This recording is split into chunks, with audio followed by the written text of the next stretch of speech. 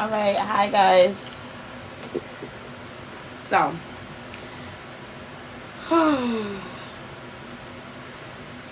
today, 9 days.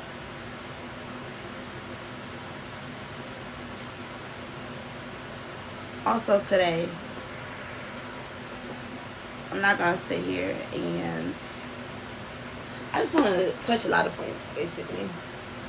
First of all, again, I want to thank everybody for their support. I want to thank everybody who signed, everybody who's been sharing, everybody who has been there for me, everybody who's supporting this movement, everybody. I want to let everybody know, again, I want to reiterate the fact that I'm not doing this for myself.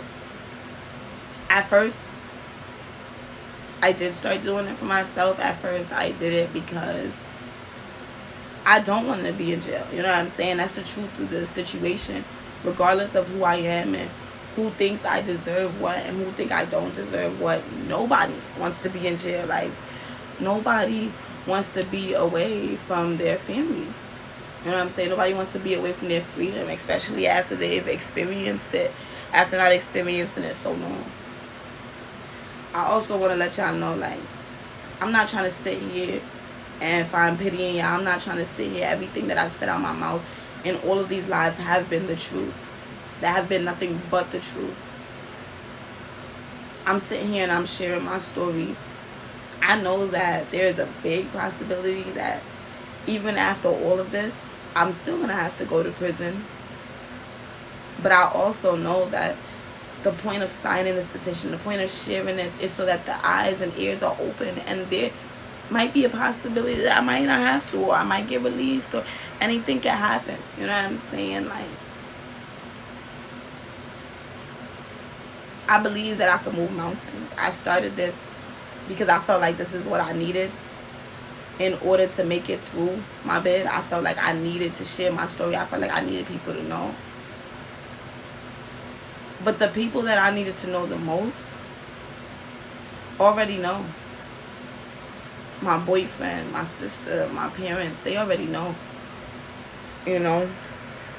I'm telling y'all because I want y'all to know. I know that a lot of people, everybody sees me in a different light. Some people may see me as the white girl. Some people may see me as goofy. Some people may see me as, like, this girl who always turns up and always fights. Like, but on the inside, I'm really just a girl who's trying to make it. I'm just a girl, a normal girl.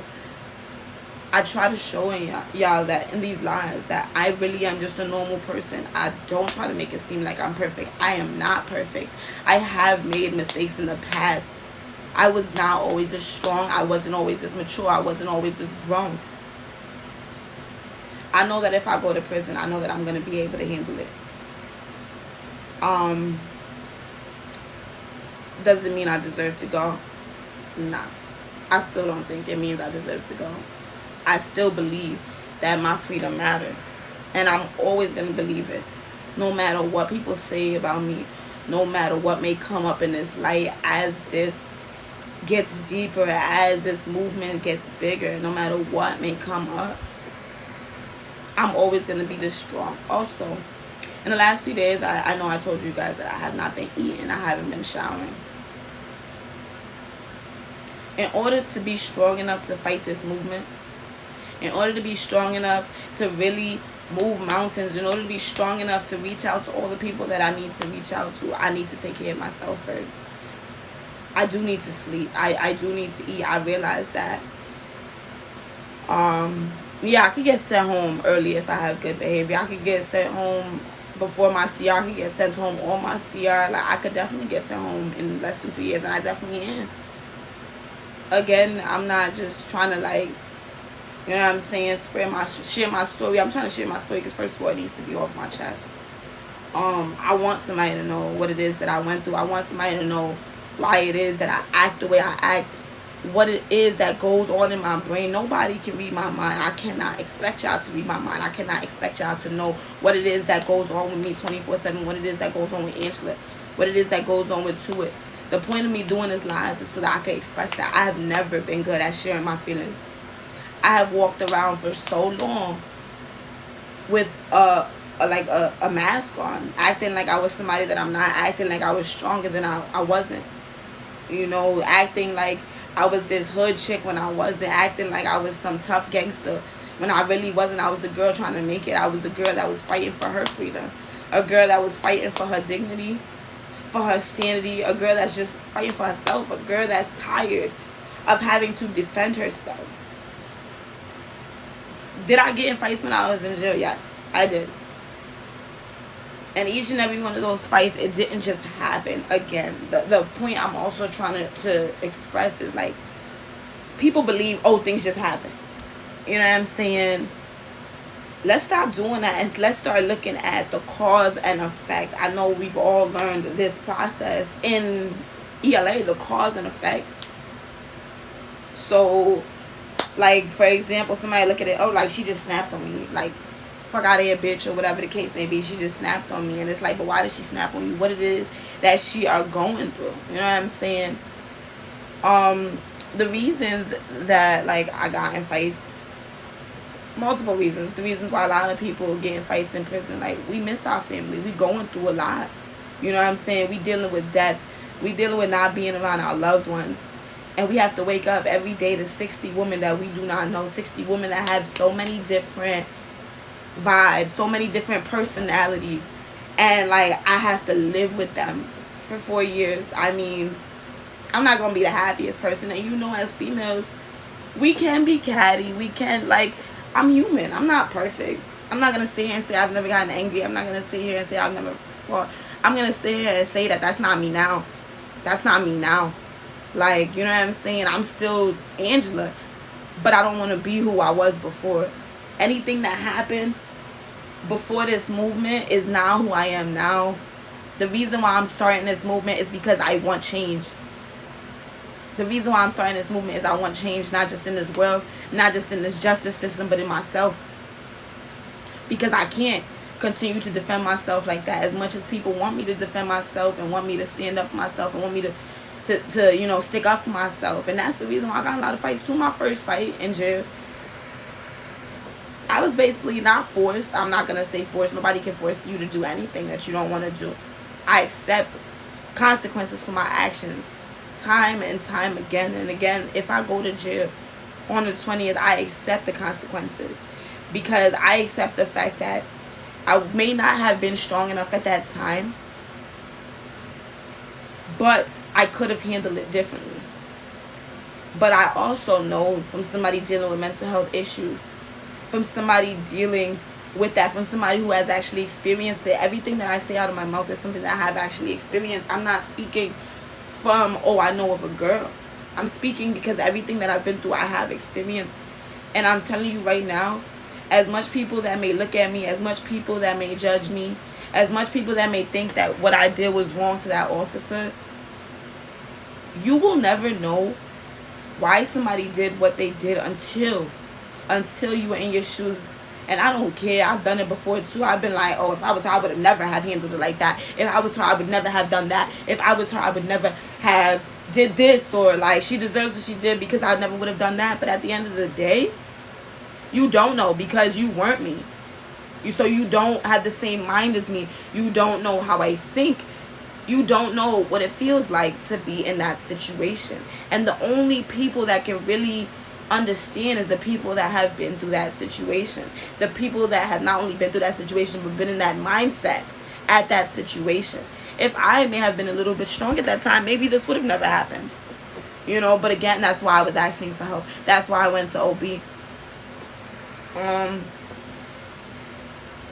Like I said again, I'm not saying I'm perfect. I've seen, like, you know, a lot of stuff. I'm not, you know, going to dwell on it. I've seen negative comments. I've seen positive comments. And again, like, I'm not mad at nobody.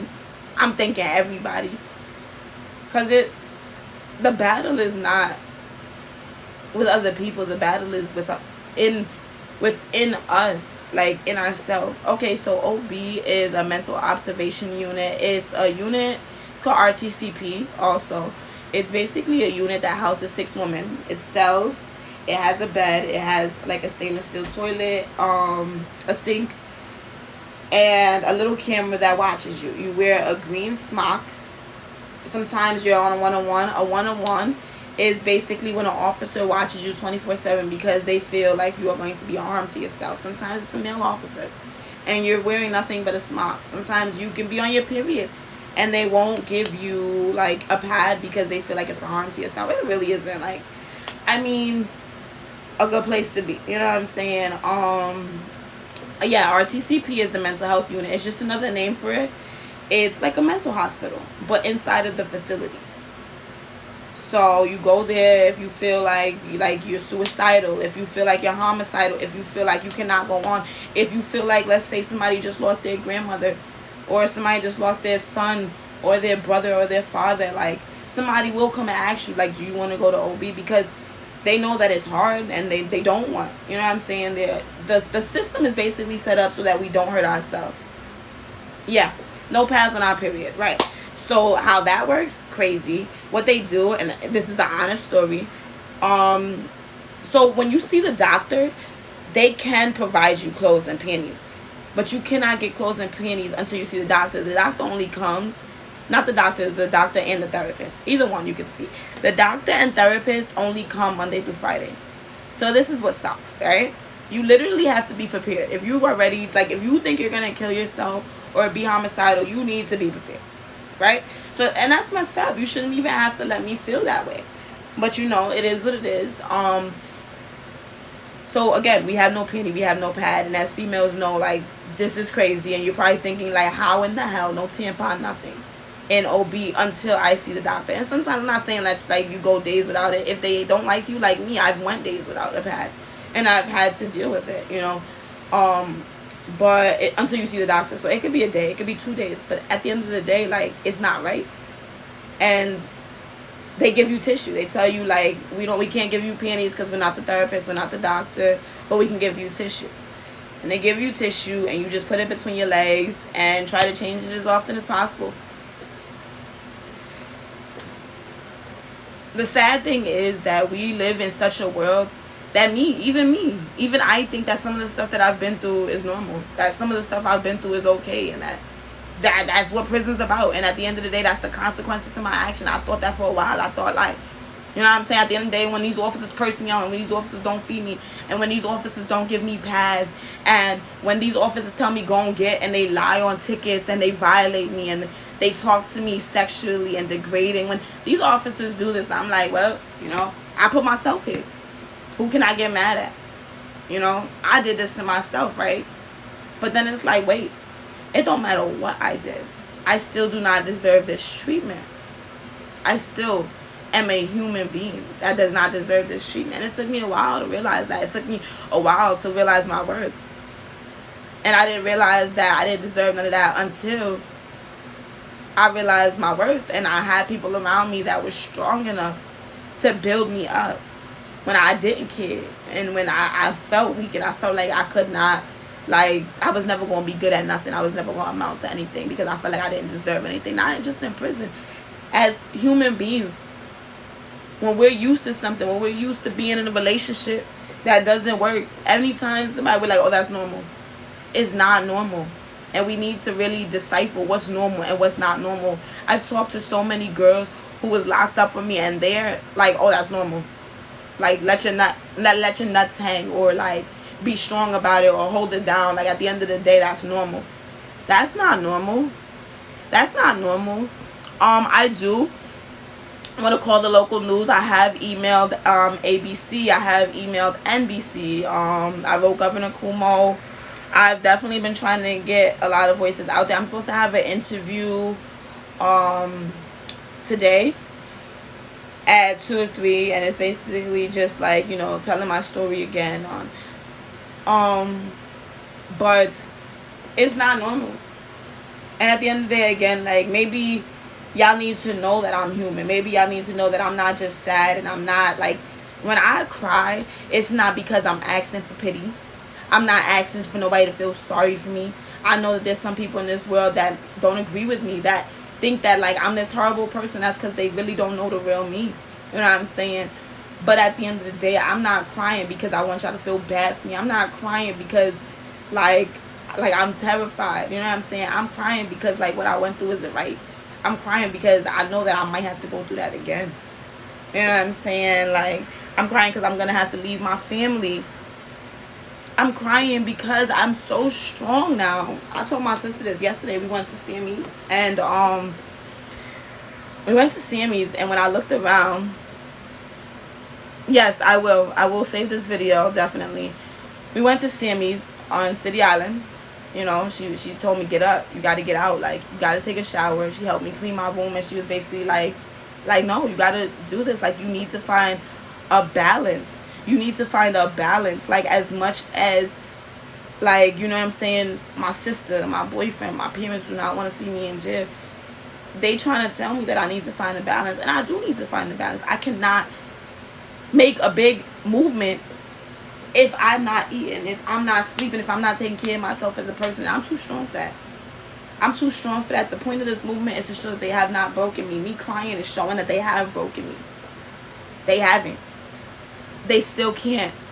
They will never break me. I was very low. I felt like I was breaking. I felt like I was broken.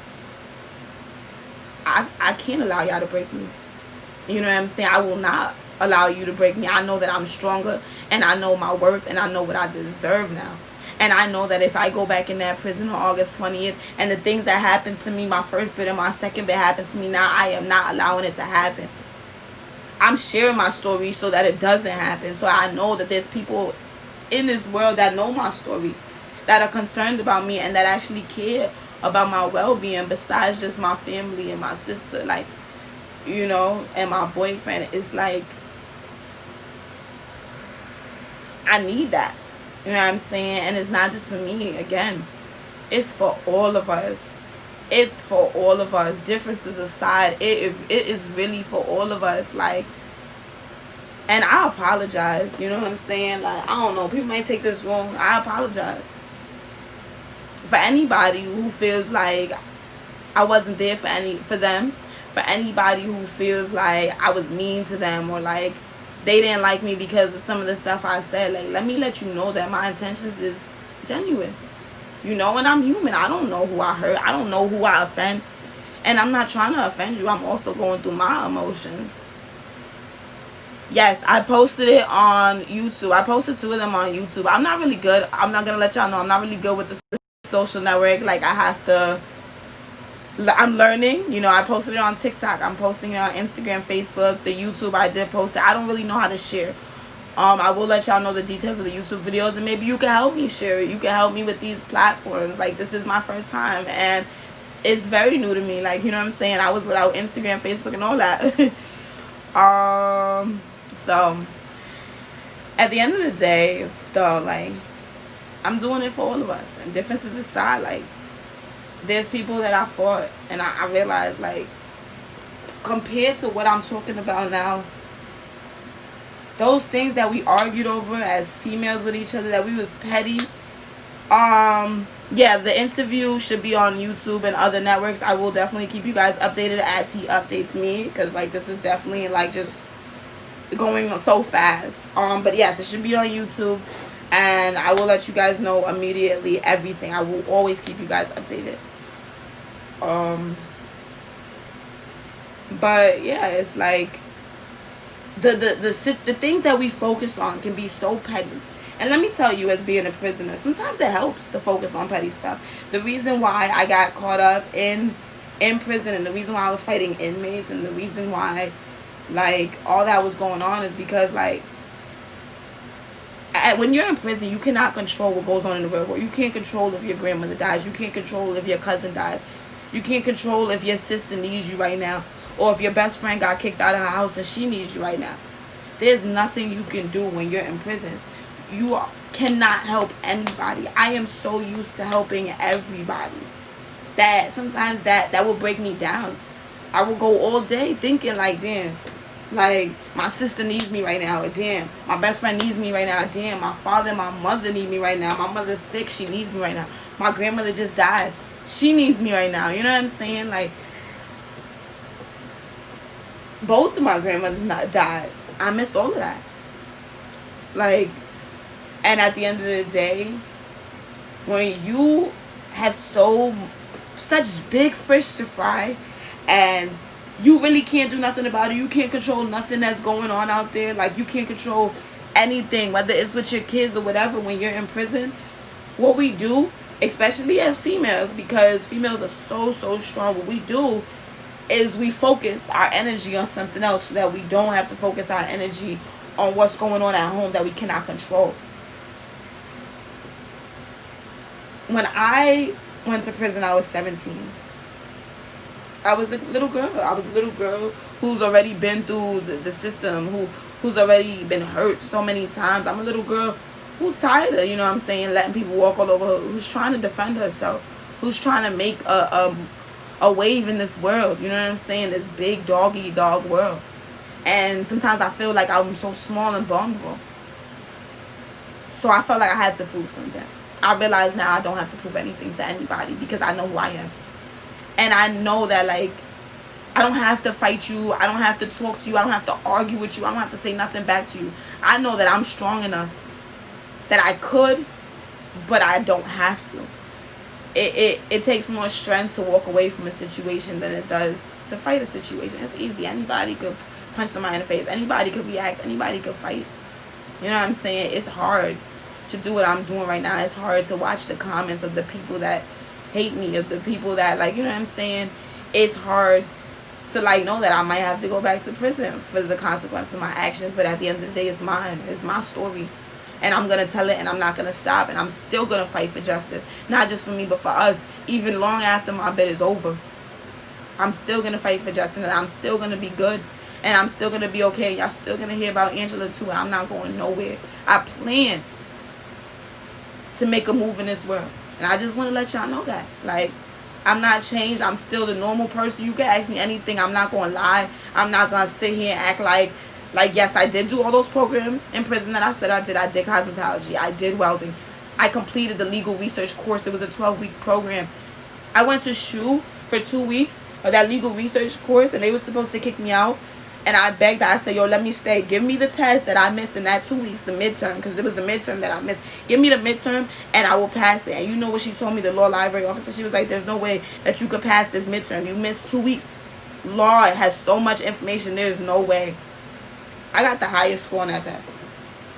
You know what I'm saying? Like, there's not one side to anybody. There's so many different sides. There's a loving side. There's a grimy side. There's an angry side. There's a bitter side. There's so many sides to all of us. You know what I'm saying? Because I'm human.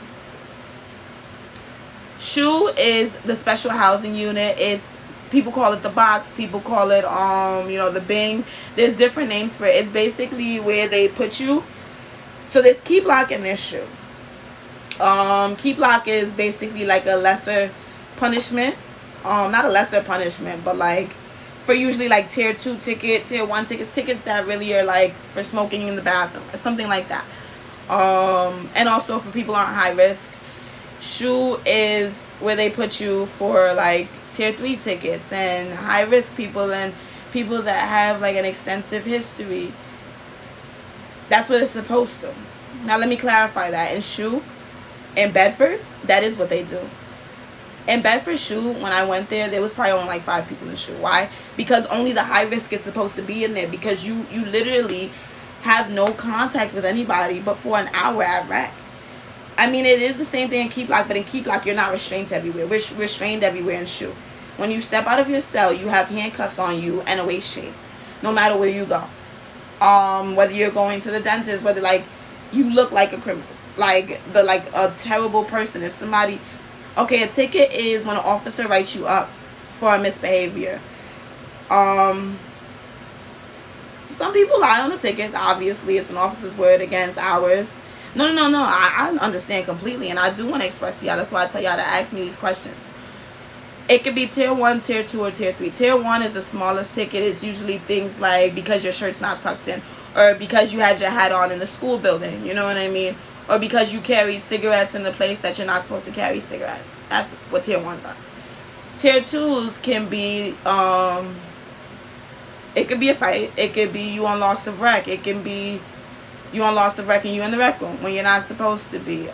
You talking back to an officer. You not doing what an officer says exactly when he says that you need to do it. You can go to lock for a tier 2, or you can be like put on loss of rec and stay in your unit. Again, like, it all depends on the officer. It all depends on the sergeant. It all depends on the lieutenant. It depends on what this officer puts in his ticket, how many charges he puts, how bad he tries to make it the seem. You know what I'm saying? It depends on. So, for example, I wish I had a ticket with me right now, but like, there's charges. So the charges are basically like how there's laws in the streets. And so, like, let's say, for example, I drop this book, right? Let's say I drop this book right now, and he chooses to write me a ticket on it. Literally, they can write you a ticket on anything, because there's literally a ticket for everything. Like, you know what I'm saying? That's the way it's made. So I dropped this book right now, and he don't like me. He really wants to write me a ticket. He can write me a ticket on the floor, and this is the charges he'll put: destruction of state property, creating a disturbance. Direct order. Direct order is basically when an officer tells you to do something and you don't do it, that is a direct order, and you can get a ticket for it. If an officer tells me to go to my cube right now and I don't go to my cube, that is a direct order. If I'm on the phone with my sister, this has happened to me. I was on the phone with my sister one time, and we were talking, and my sister was in a very, very bad space right now, and she needed me. You know what I'm saying? She needed me. And I was on the phone, and I was talking to her, and the officer came and was like, get off the phone. It's count. It is count. And I explained to him, it's not that I wasn't going to get off the phone. I said, yo, I get 5 minutes? Like, I'm having a very serious conversation, because I'm human. I didn't scream at him. I didn't say, no, fuck you, I ain't getting off the phone. I was like, yo, please, like, I need, like, just let me wrap this conversation. I can't just hang up on my sister right now. I can't take that right now. I can't do that. You know what I'm saying? And he wrote me a ticket for it. You know? One time, this is another dumb ticket I got. And this is just to show you the ticket system, and it really doesn't work. Just like the justice system does not work, because there are officers who write you a ticket for exactly what you did. And I love those officers. You know why? Because they're not lying. I'm going to shoot, and I'm okay with it, because I know that he's only writing in that ticket exactly what I did. You can get a ticket for everything, but it depends again on those officers. It depends. We're all human. Like, some officers don't write tickets for everything. They don't like writing tickets. You know what I mean? And there's some officers who are ticket happy, who will write you a ticket for any little thing. You know, and people who've been to prison know that. And then there's, like, you just got to get to know everybody. And then there's officers who don't write tickets, but if they don't like you, you better know that like, they'll see everybody in the bathroom smoking. If they see you in the bathroom smoking, you're getting a ticket, because they don't like you. You know what I mean? So it's not fair. Like, at the end of the day, a lot of people feel like, well, it's prison, it is what it is. And I get it, but, like, you know what I'm saying? Oh, yeah, definitely. The officer has favorites. I mean, who don't? Like, you know what I'm saying? Teachers have favorites. Like, and these officers, again, like, yeah, they definitely have favorites. There's definitely, like, you know, there's a lot that goes on in the prison system, a lot more than anybody knows. Like, we're females, too. There might be an officer that thinks the girl's prettier, so she's the favorite. You know, I got locked for something like that, too, before. This girl that fucked with the officer OD hard, like, you know? And she told him something like, oh, like, she didn't like me, basically. And he got me locked off the unit. The ticket got dismissed. The ticket did get dismissed. I did not, like, you know what I'm saying? But he got me kicked off the unit. He got me locked. I got locked for, like, 48-hour investigation, and they let me out. But, like, things like that happen. Like, the system is just so corrupt. I'm not saying that prison needs to be removed completely, but those officers that are corrupt need to be removed, and they need to be kept a better eye on, because that's not fair. You know what I'm saying? How do I win? How do I win? Like, yo, I saw one time, and it's crazy, because there's a girl that wrote on this, and I'm not gonna, she didn't write nice things. She wrote negative things on my post when she shared it. But I will never forget what this officer did to her, and I felt so bad for her. And people realize that, like, abuse is not just physical. I want to stress that. Abuse is also verbal. Abuse is what we went through. You know, trauma happens in different ways. I'm not saying everybody's trauma in prison was mine. But you've suffered trauma in prison just by being away from your family. You know? So anyway, she was like tall, young. She's probably like 19 at the time. Very, very young. And she was in her cube. And she wasn't doing nothing wrong. You know what I'm saying? And I really hope that she hears this story. She wasn't doing nothing wrong. And she wanted to go to the yard. She came to the officer, and he didn't like her. And she was like, yo, can I get my ID to go to the yard? This officer, because they gave you body cameras. And this is how grimy these officers are. This is good. This officer turned on his body camera and was like, "You just called me a nigga?" And then when she tried to explain herself, he turned it off. And she was like, "What the fuck? Like, I ain't just call you a nigga, you know?" And then he was like, get away. No, she walked away. And then he was like, "Oh, come here. Come get your ID." Like, set her up, basically. She started coming to get her ID. He turned on his camera. He was like, "Last direct order, get away from my desk." Like, these officers are sick. That's sick. I was looking, because, like, there wasn't a lot of people in the dorm, but I was looking. I was like, "Yo, is he serious?" And I went up there, and I was like, "Yo, don't do that to her. Like, she's not even doing nothing wrong." You know what I'm saying? And you could tell she was getting frustrated. And that's messed up, because at the end of the day, like, how is she supposed to, if he locks her right now, which he could, because she already disobeyed the direct order, he could write on the ticket that he felt threatened, whatever. How would she be able to speak to her family? She could lose her day for this. Like, so much stuff can happen. And this is what I'm trying to stress. It's not just for me. Everybody who's watching this, anybody from Albion or Bedford, whoever, differences aside, is for all of us. We all have been wrong at one point or another. Long story short, she did get locked. He called the sergeant and told her, basically, after a while, like, she was just like, "I'm tired of this. I'm just going to go to the yard," because she was lost of rec. You know, we only get 1 hour. And she's like, "I'm just going to go to the yard. And when I go to the yard, I'm going to let them know, like, he has my ID. Like, call the unit. He has my ID because he's writing me a ticket or whatever. Call the unit." And he was like, "Yeah, go to the yard. Fine." When she walked out of the unit, he called the sergeant and said that she walked out of the unit without his permission. And the way he set it up, like, I mean, look at it. He's going to show the camera, and what's going to be seen on the camera, that he told her to get away from his desk, that he told her, like, to not call me a nigga. You know what I mean? Like, it's just messed up. And that's just a little insight. It's like, something as simple as that is messed up. Like, I'm literally begging you for my freedom, and that I shouldn't have to do. When I got sentenced to my time and I went to prison, the only two things that should be able to mess up when I go home is me and me. You know what I'm saying? The only two things that should mess up when I go home is that. Like, I shouldn't have to worry about if an officer don't like me, he could take my date. Or if an inmate don't like me, she could take my date. Or if, you know what I'm saying? I shouldn't have to worry about none of that when I did my time. The point of prison is to rehabilitate. It don't matter who you are. It don't matter what you went to prison for. The reason why the prison was built, the reason why prison systems were made, is to find justice. You know what I'm saying? Is to not only restrain people from doing crimes, of course, so that they're not in the streets being menace to society, but to also reform these people. You know, to reform them so that they can change and so they're not the same people. I mean, I don't know if it was prison or what, but, like, I do feel changed.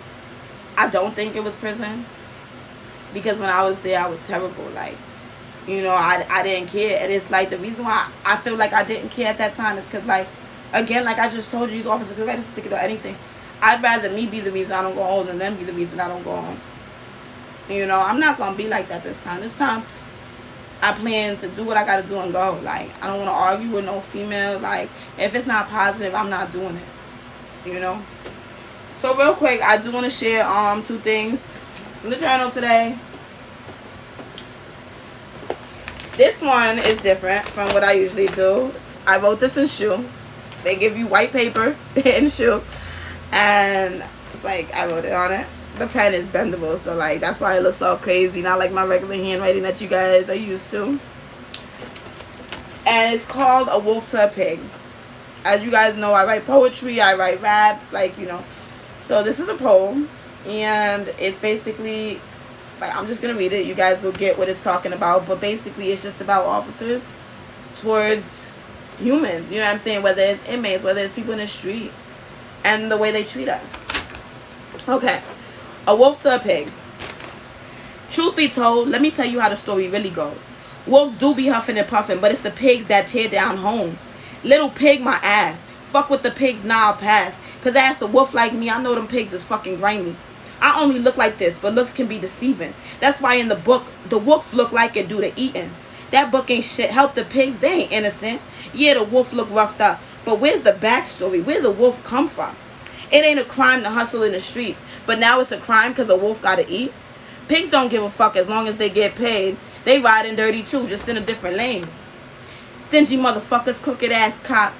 You lucky I wasn't the wolf at your door, because I wouldn't have just knocked. Did he deserve to die? Did any of them? Now that I think of it, pigs been killing us since the last millennium.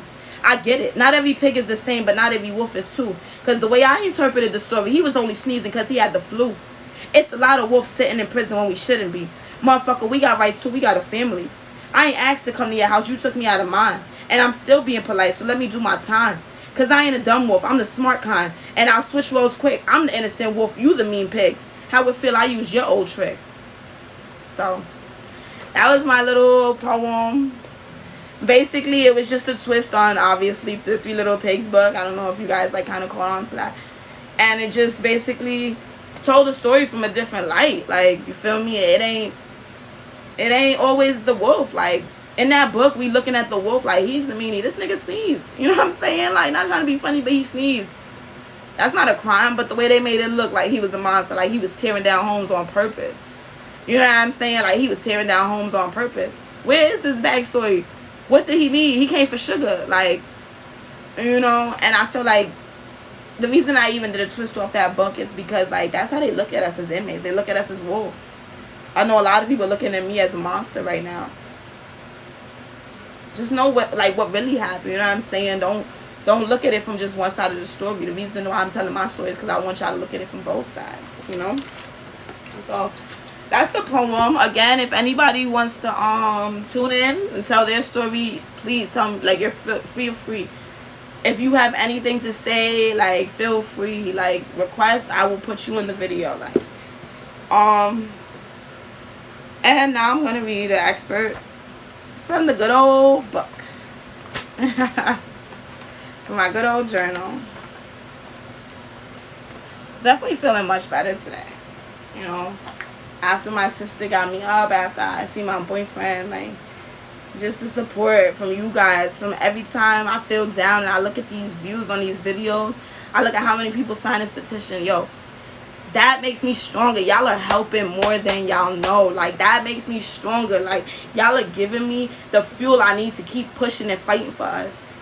Fighting for everybody that can't fight for themselves right now. Fighting for everybody that's going through their own struggles right now and can't fight for themselves when it comes to this. I'm fighting for y'all. I'm not just fighting for me. You feel me? Like, and y'all supporting me. The little stuff y'all do by sharing it, by tuning into my lives, by commenting, by sending these so, like, heartfelt messages, like, that's pushing me forward to keep going harder. Like, oh nah, it's not just for me, it's for all of us. Like, these women are hurting too, and it's some women that are hurting that I didn't even know was hurting. I used to look at them in prison like, yo, she's strong, like, yo, she's crazy, like, yo, she holding it down.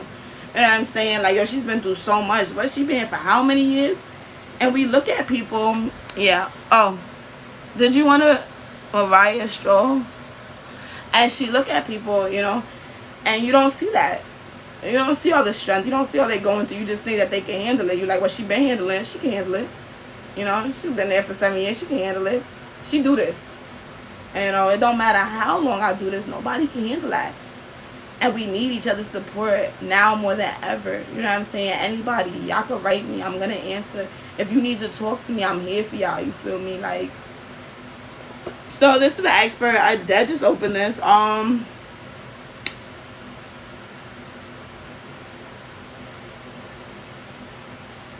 Okay, August 9th. August 9th, 2019. Age is a beautiful thing. It truly is. To be able to look back on all you have done and all the time that that has passed. Years you can't have back. Excuse me. But yet, still, you are able to feel content. My parents have aged so gracefully. I wasn't just looking at pictures. I was just looking at pictures, and it happened so slow, but yet so fast, right before my eyes. Yet they are so content, living like they are still young. It's like they don't notice age, the facial and outer appearance of age. They are still young.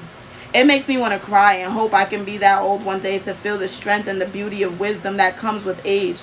The older you get, the younger you feel. It feels like a cycle, birth and death, a vicious cycle that we all try to compete with, but can't win. My parents aren't competing, they're just living. That's the trick. To exist with it, to ride with it until the end. Being in prison, time goes by so fast, it seems like nothing. A blink of an eye. I'm 17, then boom, I'm 23. My parents helped me to see time as everything in their eyes. Time waits for no one. I must act quickly. It annoys me. I can't do anything but wait for my time to leave so I can start catching up with time. But no matter what, you never catch up. Time is amazing. It can feel short, long, quick, slow, but it moves at the same pace and never stops. It's always the same. It's always the same. One day there are 2 years gone. In my case, more like 7. So, well, that's it, you know. Again, thank you so much for sharing and supporting. Real quick before I go, I am trying now to organize a demonstration.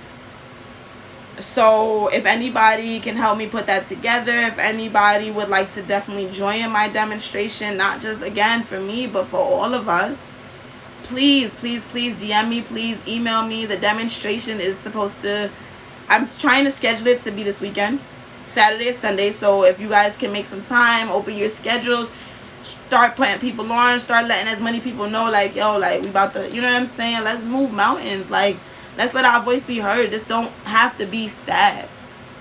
Like, this is not sad. I already went through the sad. I already cried over all that. You know, these 3 days I cried. Nah, from this day forward, it's nothing about strong and positivity. We can move more mountains like that. I don't want nobody to feel sorry for me. I already went through it. And like I said, like, at the end of the day, if I have to do time for this, I don't feel I'm wrong. And that's going to get me through the time.